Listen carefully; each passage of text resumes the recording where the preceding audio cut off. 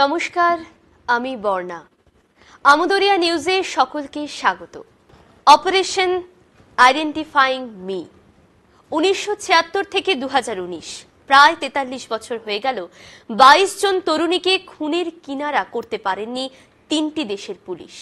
তিনটি দেশ হলো নেদারল্যান্ডস, বেলজিয়াম এবং জার্মানি। এখন তিনটি দেশের পুলিশ ইন্টারপোলের সঙ্গে মিলে ওই নারীদের পরিচয় উদ্ধারের চেষ্টা চালাচ্ছে। কারণ পরিচয় না জানলে কে বা কারা এবং কেন খুন করলো সেটাও বোঝা মুশকিল। আমস্টারডামে একজন নারীকে খুনের ঘটনাকে ঘিরে তদন্তে নেমে ইন্টারপোল এই পরিচয় উদ্ধারের অভিযানে নেমেছে। এই অপারেশনের নাম আছে, তা হলো অপারেশন আইডেন্টিফাইং মি। ইন্টারপোলের পক্ষ থেকে একটি তালিকা প্রকাশ করা হয়েছে। এই তালিকা বিলি করা হয়েছে সর্বত্র। ইন্টারপোল জানিয়েছে, আমস্টারডামে 1999 সালে নদীতে ফেলে দেওয়া একটি ডাস্টবিনের ভেতরে যে নারীর দেহ মিলেছিল তার মাথায় ও বুকে গুলি করার প্রমাণ মিলেছে।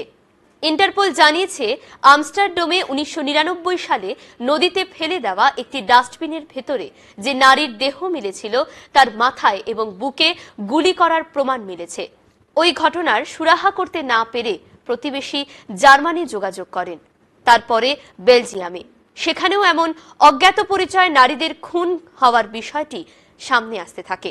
তিনটি দেশের পুলিশ 22 জন অজ্ঞাত পরিচয় নারীর একটি তালিকা তৈরি করেছে যাদের হত্যা করা হয়েছে। বেলজিয়ান পুলিশের 7টি, জার্মানির 6টি এবং নেদারল্যান্ডসের 9টি হত্যাকাণ্ডের কথা জানা গিয়েছে। এই 22 জন নারীর বয়স 15 থেকে 30 বছরের মধ্যে। পুরো তালিকাটি ইন্টারপোলের ওয়েবসাইটে প্রকাশ করা হয়েছে। এই তালিকায় রয়েছে নিহত গুরুত্বপূর্ণ কিছু তথ্য। যেসব জিনিসের সাহায্যে তাদের চিহ্নিত করা যেতে পারে সেসবের কিছু ছবি, যেমন কি পোশাক, গহনা, ট্যাটু। মনে রাখতে হবে, ইউরোপের এই অংশে সীমান্ত উন্মুক্ত, তাই লোকজন এক দেশ থেকে আরেক দেশে অবাধে যাতায়াত করতে পারে।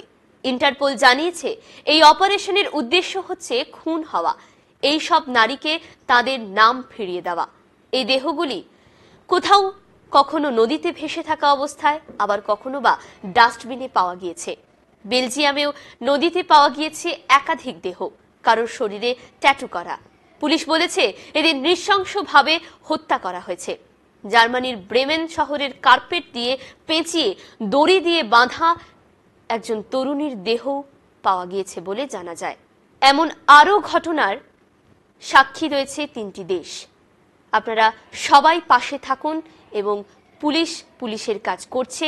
তারা অক্লান্ত পরিশ্রম করে অপারেশন আইডেন্টিফাইং মি প্রক্রিয়ার মাধ্যমে, আশা করছি অপারেশন আইডেন্টিফাইং মি এই প্রজেক্টের মাধ্যমে নারীদের পরিচয় খুব সহজেই আমরা এবং খুব তাড়াতাড়ি জানতে পারব।